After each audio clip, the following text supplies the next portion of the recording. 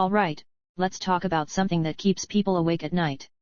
For decades, whispers have circulated about secret groups pulling the levers of global power behind the scenes.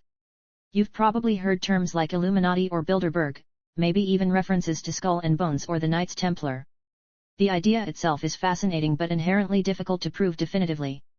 Power structures deep within organizations aren't exactly out advertising their secret meetings, are they? But let's dig into what we do know about these historical groups that some believe paved the way for today's shadowy networks.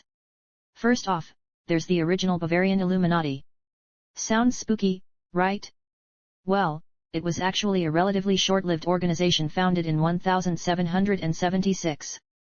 Its members believed in rationalism and removing superstitious influences from society, which is quite different from modern conspiracy theories about world domination by secret agents. Then we fast forward to the early 20th century. Skull and Bones at Yale University pops up frequently in these discussions.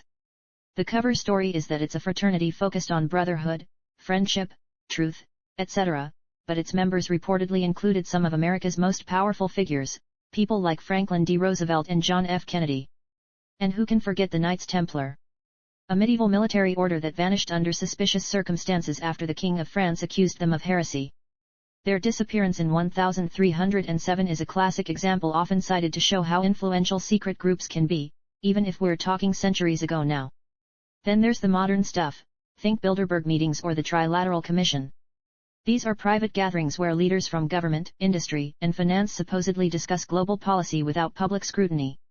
Critics argue these exclusivity clubs wield disproportionate influence over world affairs.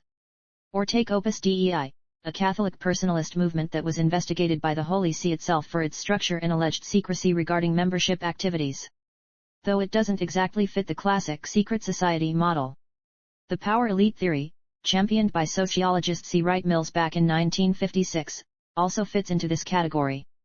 He talked about a small group of people who control vast amounts of economic, social, and military power across different nations, essentially creating an interconnected web of influence without necessarily being formal secret societies. But hold on, these historical groups might have laid the groundwork psychologically or structurally for later concerns. It's not just about ancient orders, it's a pattern that persists. So what drives this persistent fascination? Maybe because powerful people in positions to shape the world tend to keep things close to their chest.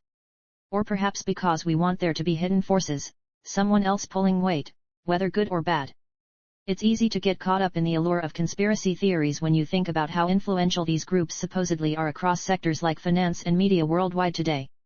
But let's be clear, while some level of behind-the-scenes influence might exist due to information asymmetry within powerful circles, there isn't solid proof pointing definitively to one single secret society controlling everyone. That said, the debate rages on. Are we truly living under an invisible hand?